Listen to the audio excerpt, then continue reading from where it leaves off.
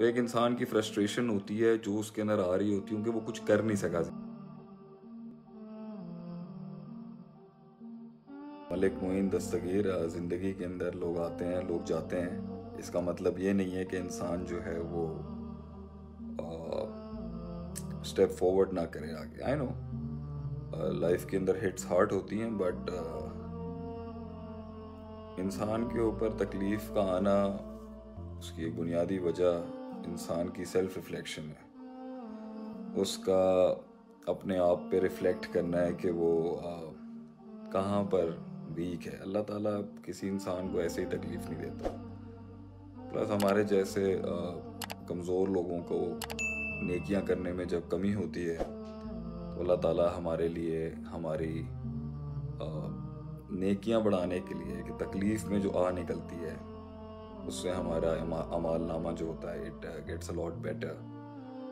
तो ये वाली दुआ पढ़ लेनी चाहिए, अल्लाहुम्मा अजुरनी फ़ी मुसीबती वखलिफ़ ली खैर मिन्हा। अल्लाह जो तूने मुझसे लिया मुझे इससे बेहतर दे and replace it with a better thing. तो अल्लाह के साथ मामले करने के अंदर कभी भी जो है अल्लाह आपका भला करे, नुकसान नहीं होगा इंशाल्लाह। तकलीफ़ है, तकलीफ़ को हम इग्नोर नहीं करते। वालेकुम अस्सलाम ऑल द पीपल जो मुझे सलाम भेज रहे हैं, आप सबको अल्लाह ताला अपने हिफ्ज़-ओ-मान में रखे, खैर व आफियत से रखे। चलें जी, शूट योर क्वेश्चंस जी, क्या सवाल हैं आज के लोगों के। Well I want to meet all of you. Mohammad Shoaib इंशाल्लाह ताला रिसेंटली आई विल बी बहुत और से ट्रिप्स में प्लान कर रहा हूँ इंशाल्लाह। जहाँ जहाँ मैं आ सका ज़रूर आऊँगा। काजी एहतशामुल हक, मैं ठीक हूँ अल्हम्दुलिल्लाह। आप सुनाएं, तबीयत कैसी है आपकी?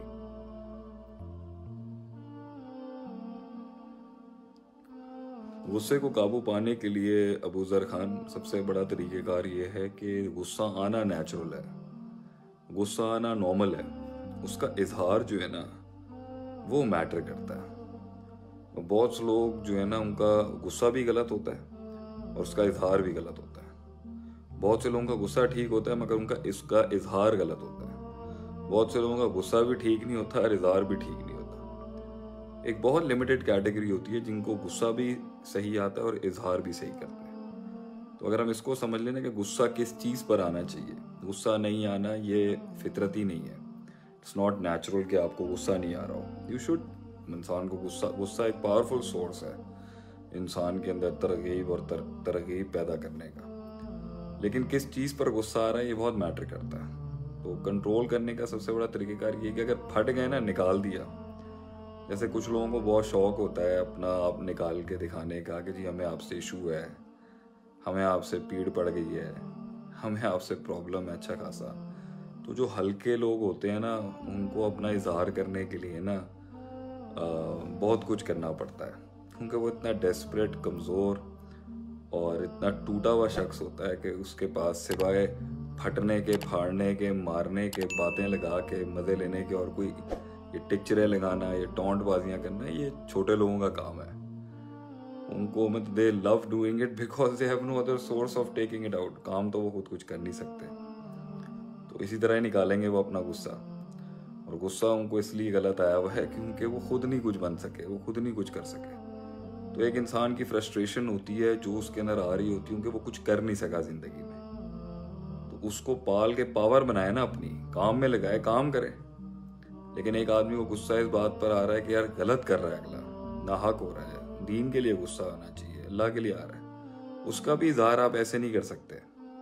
क्योंकि हर चीज़ का वक्त होता है, हर चीज़ का महल होता है, हर चीज़ की बात करने का एक वज़न कद होता है इंसान का। तो अगर आप गुस्से को अपनी पॉजिटिव एनर्जी बना लेंगे ना तो अगर आप गुस्से को अपनी पॉजिटिविटी बना लेंगे ना तो वो आपके काम में निकलनी चाहिए। नेगेटिव एनर्जी अगर आ रही है उसको काम में लगाएं अपने, that will give you a good push. गुस्सा अगर आपने अपने दुश्मनों पे या अपने मुखालफिन पे या अपने सामने वालों पे निकाल लिया ना, हल्के हो जाएंगे आप काफ़ी। ऐसी नहीं है कि मुझे गुस्सा नहीं आता, हर इंसान को गुस्सा आता है, लेकिन इसके इजहार के ऊपर ना एक बड़ी साइंस है कि इसको निकालना कैसे है, इसको चैनलाइज कहाँ पे करना है। सर मुझे कुछ बनना है, राना इफ्तिखार कह रहा है, लेकिन लोग कहते हैं बन नहीं सकता। तो लोगों का तो काम ही यही है कहना कि नहीं बन सकता। वो लोग ही क्या जो तनकीद ना करें।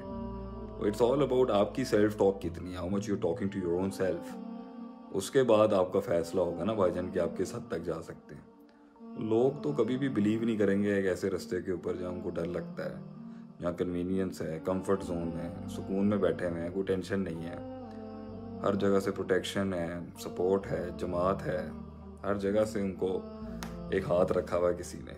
असल शेर का बच्चा तो वो होता है ना जो उस रास्ते पे चले जहाँ किसी का प्यो ना चला हो। वहाँ जाके पता चलता है ना दम कितना है, जब सेंस ऑफ बिलोंगिंग ख़त्म होती है, जब कन्वीनियंसेस ख़त्म होती हैं, जब कंफर्ट जोन ख़त्म होते हैं, जहाँ एक्सेप्टेबिलिटी नहीं मिलती, जहाँ भाई नहीं होते, जहाँ दोस्त नहीं होते, वहीं पे अपना आप निकालने का, वहीं पे तो अपना आप पता चलता है ना कि औकात कितनी है।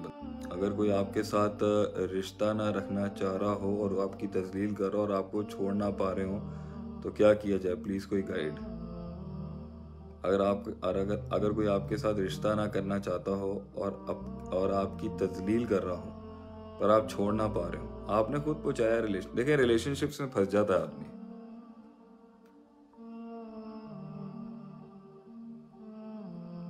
ये जो आपका रिलेशनशिप्स में रिश्तों में फंस जाता है, कभी कभी गैर दानिस्ता तौर पे इंसान ऐसे रिश्तों में उलझ जाता है जहाँ वो कुछ कर नहीं सकता। कुछ फैमिली के रिश्ते होते हैं, कुछ अपनी चॉइसेस के रिश्ते होते हैं। तो जिंदगी में ऐसी सिचुएशन में फंसना जहाँ पर रिश्तों को आप छोड़ नहीं पा रहे और फ्रस्ट्रेशन लेवल भी बढ़ रहा है एंड आप निकल नहीं सकते उसमें, तो दो तरीक़ेकार हैं। इस्लामी तरीक़ेकार में तो एक है कि भाई एक आदमी के सारे हरबे आजमाने के बाद भी नहीं हो रहा तो अलहदगी का एक कॉन्सेप्ट है इस्लाम के अंदर। अल्लाह पसंद नहीं करता तलाक़ों को, लेकिन और रहम के रिश्तों को तोड़ना भी नहीं करता, लेकिन लीस्ट मिनिमम पे ले आता है कि भाई जहाँ पर इंसान की अगले के साथ इतनी एक्सपेक्टेशन बढ़ जाएगी ना तो फिर उसके गम और उसके वार जो है ना तकलीफ बहुत देंगे। तो अल्लाह भी कहता है कि अगर एक इंसान बहुत ज़्यादा नाजायज़ कर रहा है ना तो उसको अपने माइंड में गिराएं। पहले सारा हरबा अपनाएं, सारे आइडियलिस्टिकली सारा देखें, उसके अंदर अपना प्रोसेस डालें, समझाने की कोशिश करें, वेट करें, ग्रूम करें।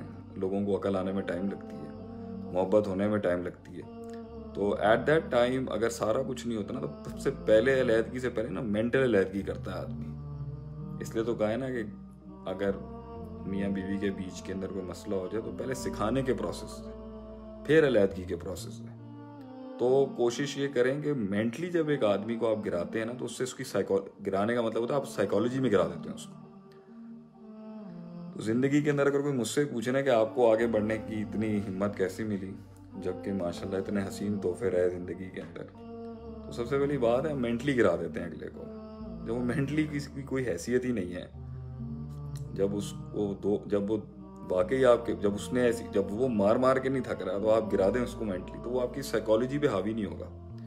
तो इसलिए बहुत से लोग हैं जो वार करते हैं, बहुत से लोग हैं जो मामलात करते हैं, लेकिन जब आप मेंटली उनको कोई वैल्यू नहीं दे रहे होते हैं ना तो वो हिट नहीं हो रही होती। तो अपने माइंड को ना, अपने स्टैचर को कहीं और रखें कि भाई मैं यहाँ देखता हूँ अपने आप को, that's where I see my self. उसके अंदर कहते हैं ना when people spit on you, आसमान पे थूकने से थूक अपने ऊपर ही गिरता है। तो इस तरह आप निकल सकते हैं अगर आप फंसे हुए हैं कि कम करते हैं अपने माइंड में, तो आपकी इमोशनल साइकोलॉजी ना हर्ट होना खत्म हो जाएगी अगर आप रिश्ते से बाहर नहीं निकल सकते। और दूसरा तरीक़ेकार है भी अगर सारी चीज़ दो ना, वरना सलाम तक आ जाएंगे अगले के साथ। अगर रहम के रिश्ते हैं तो सलाम ख़त्म ना करें और कम कर लें अपने माइंड के अंदर, और जो प्रॉब्लम वहाँ से आ रही होगी ना उसको अल्लाह के साथ चैनलाइज करके थोड़ा न्यूट्रल कर लें, तो वो एनर्जी नेगेटिविटी में नहीं बदलेगी। इसके बाद भी अगर आपको छुटकारा नहीं मिल रहा फिर जंग है।